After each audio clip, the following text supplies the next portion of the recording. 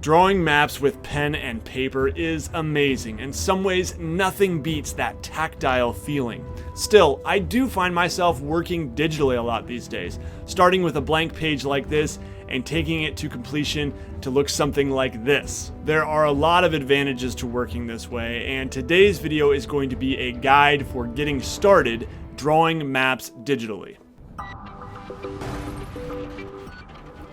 Hi everybody, my name is Nate and you are watching WASD20, a channel about tabletop RPGs and fantasy maps. In today's video, digital mapping. Now, there are so many ways you can get started in mapping digitally. You could use a program like Incarnate, Wonderdraft, Campaign Cartographer. You could draw maps in Photoshop like I do. You could use Illustrator. You could use a free program like Gimp. There are tons and tons of options. Even within a program like Photoshop, which I will be using today, there are many different ways to approach this task. There are quite a few videos out there of how to create maps in Photoshop, using all kinds of features in Photoshop where you don't really have to do much actual drawing. You just have to be really well versed in a lot of the features and the things that you can do in Photoshop. In this video, however, I'm going to be talking about how I basically do what I do on paper, hand drawing my maps, while also leveraging some of the benefits of those fancy Photoshop tricks.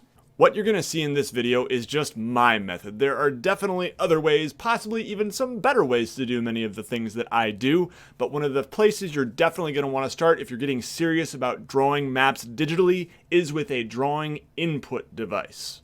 We're talking about drawing tablets or digital drawing displays like you see here. So there's basically two classes of them. Some that have you actually drawing on the screen, it's an actual display, and others that are obviously going to be less expensive where you're drawing on a tablet and you are actually looking at your monitor to see what you're drawing. Now that might sound like, that's impossible, I could never do that, but actually I've done it, and once you get used to it, it is really second nature. It's not bad at all. But it is really nice to be able to draw on the screen, and right now I have a Wacom Cintiq that also doubles as an additional monitor for me that allows me to do this. Wacom is kind of the industry standard for professional artists, and their cheapest one starts here at $80, so it's a pretty good deal, but you can obviously get way cheaper. So Huion makes a pretty good competitor, and there are many other brands nowadays. I recommend reading some reviews and actually looking at some video comparisons of some of these products.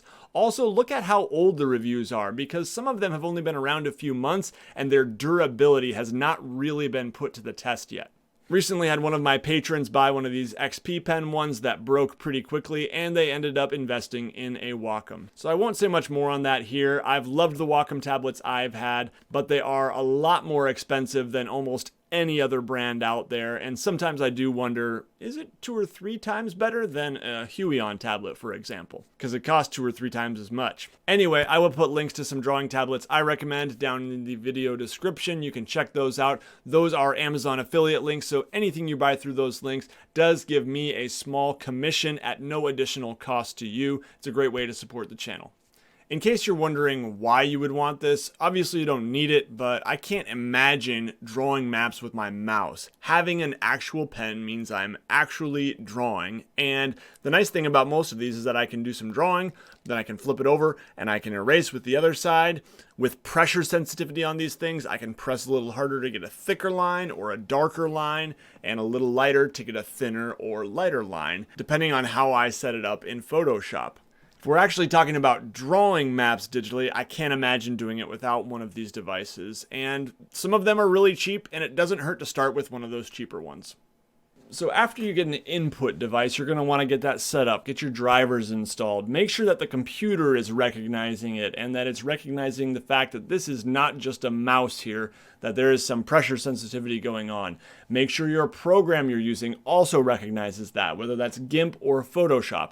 I remember when I first got my Wacom Intuos Pro, I did have a bit of a hard time getting Gimp, a free version of Photoshop essentially, to recognize that there was pressure sensitivity and that this wasn't just a mouse that I was using.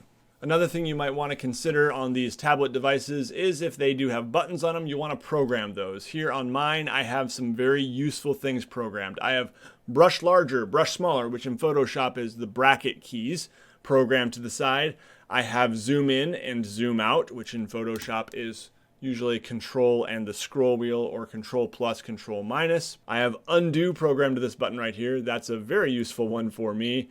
I have deselect, I have the alt key, and I have the pan and scroll, which is kind of like the space bar, how you pan around your project. So once you get your input device set up, you'll want to go in and you want to create a new project here. Now, some of the basic settings I recommend are definitely, first off, having 300 pixels per inch. That will give you some really good resolution, so make sure you've got that. You can see that right here in Photoshop.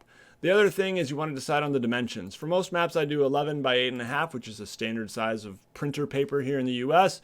Or sometimes I'll do something like, 18 by 24 if I know I want to make this bigger, or maybe 17 by 22 or something like that. If I go to print, I can see a lot of the normal sizes of printer paper internationally as well.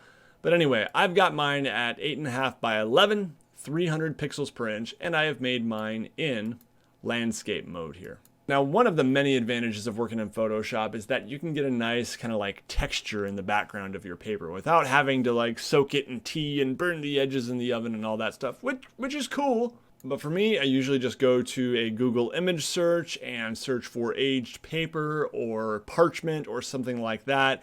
And you can usually find some really good stuff, or you can go to Flickr or DeviantArt. I recommend getting some that are labeled for reuse. This one right here is labeled for reuse, and I am going to now rotate it. I'll just hit actually 90 degrees. There we go. Then I will also resize it here. I'll just resize it like that, and I'll actually hold the shift key, and that will allow me to stretch it to the exact dimensions. There we go. Close enough. All right, so now I've got a nice old looking brownish tone to my paper here, and I can begin. So that right here is on top of my background. If I hit the new layer, I can actually go in, and the first layer I usually do is coastlines. Now, you don't have to do multiple layers. You can just draw all on one layer if you want to. Some people prefer that. I like to separate things onto many layers. I get a little out of control with it sometimes, but it does make certain things easier for me. So now I'm on my coastline layer. I want to get my brush set. So what I do here is I go in and I can see the brush settings, or you can go in up here and you can check it. I use hard round pressure size. What this allows me to do is get a thicker line the harder I press. So you can see that it starts pretty thick and it gets pretty thin towards the end. Now you could also choose some of these pressure opacity options here. And in Gimp, I believe they do call them something different, but in Photoshop, you've actually got shape dynamics, and then transfer is how you can also do the opacity or the darkness of your line. There are a lot of options here, but shape dynamics is what I usually go for, again, because I want to maintain that hand-drawn feel. I don't want the same thickness to all my lines. I want a little bit of variety based on how hard I'm pressing, which simulates an actual ink pen. Now I can go in here and we can draw a coastline. I'm going to be careful not to press too hard and try to keep it fairly consistent as I start drawing the coastline of a landmass here. We won't take too much care. I want to keep the video moving and not get too into it.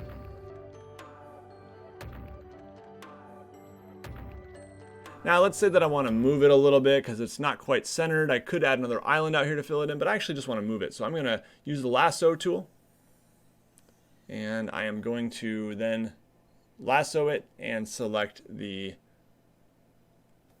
move tool, and we'll move this right smack dab in the middle. I hit Control D to deselect it, or my deselect key on my tablet. And there we go. I've got a pretty nice looking landmass here.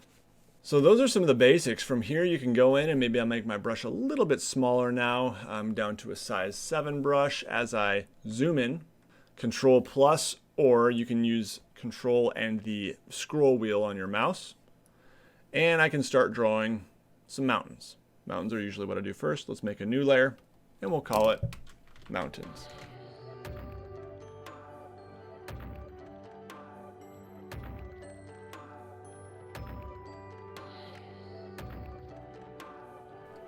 Now it's worth noting that in Photoshop, a lot of people will get brushes that do all of this for them. You can go search for Photoshop map brushes and you will find tons and tons of mountains and trees, and essentially they are acting like stamps that you are just stamping onto your map.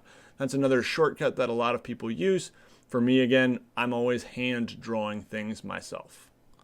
Alright, so if this were a real map, I would probably do a few more mountains. For the shading, there are a couple options. The one that I will show you here is just line art shading. So I'm going in, I'm shading one side, and you can, color it all in black if you want to. That's one method. Or you can actually just do a little bit of hatching, which is what I normally do. Something kind of subtle like that. If you watch my mapping series, which I'll put a link to in the video description, that's how I do it on the map. The other method is to do some more gradient shading, darkening one side and lightening the other without actually putting any black down. And I'll put a link to an older video I did in Gimp where I used that method, but the process is very similar in Photoshop. I'll put that link up at the top. And that really just covers the basics of how you draw. This is just like what I would be doing on paper, with a few benefits like, being able to lasso things and move things around, being able to undo and erase things, and not having to do it in pencil first and then pen and all that stuff. That's one of the advantages of Photoshop.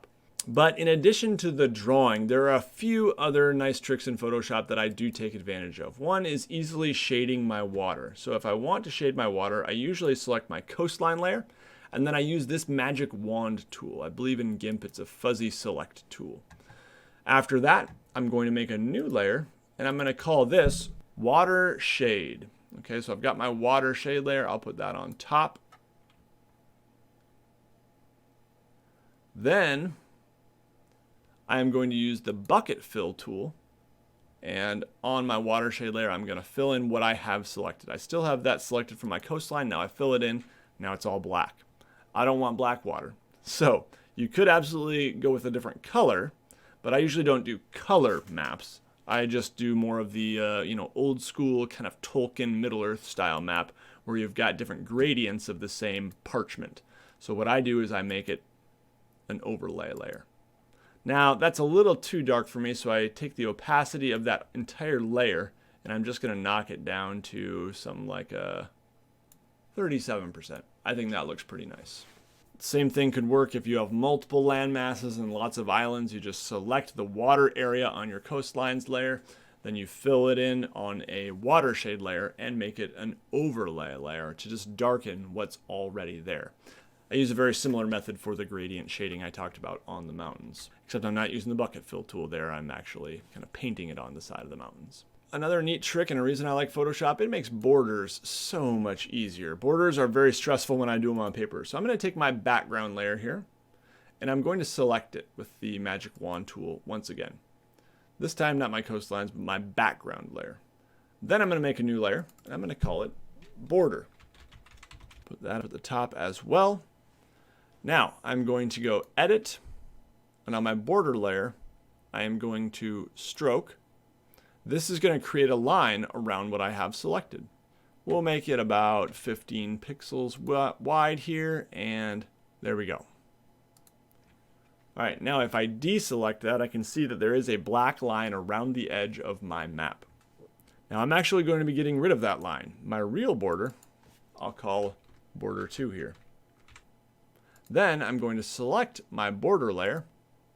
Click in the middle there. That means I'm selecting everything inside of that border I just created. In addition, I'm going to shrink that because I want my border to be a little bit further in. So what I do is I go to select, modify, contract, 20 pixels. Yeah, we'll do 25 pixels. Okay. There we go. That's pretty good. I'm going to get rid of my border layer or just mute it, hide it there. And on my border 2 layer, I'm going to do a new stroke. Edit. Still got it selected. Stroke. We can change the color. Let's make the color a little more of a brown. All right, so we'll get kind of a dark brown here. Okay, that looks pretty good. Say okay. You can always change the color later as well. And we're not going to make it 15 pixels. We'll make it 12. Okay. There we go. Got a pretty good line there. Now there's a couple things you can do. One, you could leave this as a border. This doesn't look so bad. I might decrease the opacity a little bit. There we go. You could always make it a black line and decrease the opacity as well. We could also make it an overlay layer, which just darkens what we already have there. Going through these options and really messing with things like your water shade and other things can be a lot of fun. You can really learn more about the features here. I might actually do this darker color, just a little bit darker, and then decrease the opacity. There we go. Now, I could use this just as a guide for hand drawing my own border. That is certainly an option. Or I could actually decide, you know what? I'm going to make a double line border. So I could go in here and I could fuzzy select this, my border 2. I can shrink it a little bit more by saying select, modify, contract, and instead of 25, we're just going to go 15 pixels in. We'll actually do 10. We'll keep it pretty close together. There we go. Now we can go to Edit Stroke once again. And we're going to go on the inside of that, and we'll also make it 12. Okay. And now we've got a double line. It sometimes looks really nice if you make one of them thinner, one of them thicker. I think that can really give it a classy look. But the other thing you could certainly do is you could go in here and you could use this as your border, and then you could go in and make designs inside of it. You can see that that's what I did here on the Iskloft map, as well as this map of Eris Dune. And you could stamp those in at regular intervals. You could copy and paste them from one side of the border to another side of the border, which is what I often do. You could absolutely come in here and decide, you know what, I need some corner flourishes of some kind here. Get my rectangular selection. I'm going to hit Shift so that I actually keep it a square. I'm going to delete this, and I'm going to stroke it, and then I'm going to put something else in there instead, some kind of abstract design or maybe an emblem of some kind. So there's a ton you can do with that selection of the outside border, and then going ahead and giving it a stroke with a certain kind of line and using that either as the basis for your border or as a part of the border itself. And adding a border, even if it's just this simple double line like this, is a very easy way to improve the look of your map, and one of the huge benefits of working in Photoshop, in my opinion. The same technique, by the way, can also be used to make a compass rose. So if I go over to this elliptical selection tool here, I can hold down the Shift button with that, and I can get a perfect circle. Then I can go Edit, Stroke, and do that. And then I've got the start of a compass rose, and I can add onto it and embellish it from there. All right, the next thing I want to show you is how to do text in Photoshop. Now, it's super easy overall. I can just click on the text tool here, and I can maybe make the font size a little bigger here. We'll make it a nice big 60 there. And I'm going to type in the name of this land. We'll call this land Melsoma. Sounds like a skin disease. All right. Now, one thing I've got set incorrectly here is I need this to be a 0. There we go. So I go into these text options here. I got all kinds of options. Just play around with these things. You've got, in addition to the font size, you can, change how tall you want that font to be. That's 150% tall. I'm going to go back to 100%. All kinds of options there. You can change the color of your font. I've got mine set at a nice brown. But yeah, now I can move this around using that move tool. If I want to change it again, I can select it. I will actually be doing something where I double click on the text layer, and then I can go in here, I can add some effects to that text. I would like to probably do a bit of a shadow, drop shadow, we'll say. And opacity, we're going to turn it down a bit. I just want to make it pop out a little bit from my page. I could also add a stroke if I want to.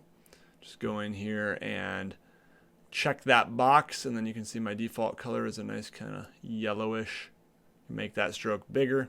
So there's all kinds of options there. I think I'll put a little bit of a stroke on it, but I'm going to make it a bit more opaque, or a bit less opaque rather, a bit more transparent.